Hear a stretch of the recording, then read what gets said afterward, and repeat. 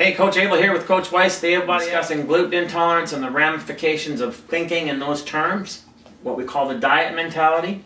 And now we're going to get in, keep it going, Coach. My next point, the health benefits of a gluten-free diet might also be a kind of self-fulfilling prophecy themselves. So not just that you get sick from it, but that you think it's health-promoting to eat it.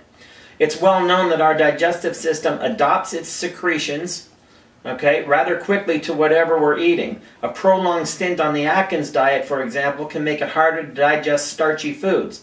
According to a 2006 study in the Journal of Pancreas, a colony of lab rats subsisting on low-carb, high-fat food pellets ended up with less pancreatic amylase enzyme, an enzyme that helps break down complex carbohydrates. I see that all the time, folks. We'll get into that. Now imagine you've cut out gluten from your diet completely. That means no bread, no cereal, no wheat, nothing.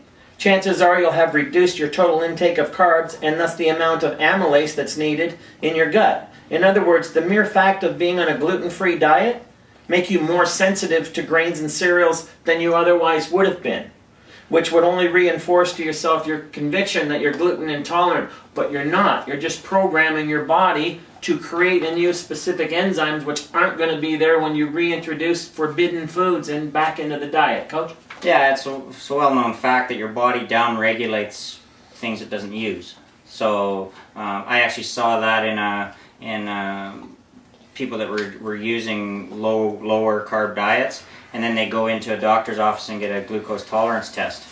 Their glucose goes off the charts because they don't have that enzyme or whatever to control it. If they started eating carbs again, even for as little as a week, and did the same test, it wasn't as dramatic because their body had regulated it again. So if you aren't, like you said, if you aren't eating these foods, your body gets very used to not eating them and doesn't have will down-regulate enzymes to digest them, so making it worse. Right, which only makes it a self-fulfilling prophecy that you have the issue. You don't have the issue, you've created the issue now in a biological way in terms of what you're introducing to the gut. So once again, showing us that a well-rounded diet without a fear phobia toward any nutrient group is probably the best and healthiest approach. So before you attack us on this, if you haven't seen the previous parts of this episode or parts of episode, then you go back and see this first and you'll see what I'm talking about, the self-fulfilling prophecy. So it becomes,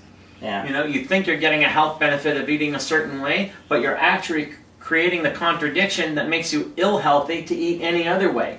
Weren't we talking about somebody the other day that they had claimed that it's because they essentially lived on junk food, and then when they started eating food, they got sick and their stomach and belly ache and all this stuff. Right. So that was their justification for why they couldn't diet or something. Right. It's completely ridiculous, but it's the same thing that we're talking about here. Yeah, and I also had someone who was on a raw food diet who told me they know the raw food diet's right for them because every time they go off it, they get sick. Well, this is why you get sick, because you're actually creating your own problem through the diet mentality fear that you have of what you're eating. And this is all, we're filtering all this through the gluten intolerance.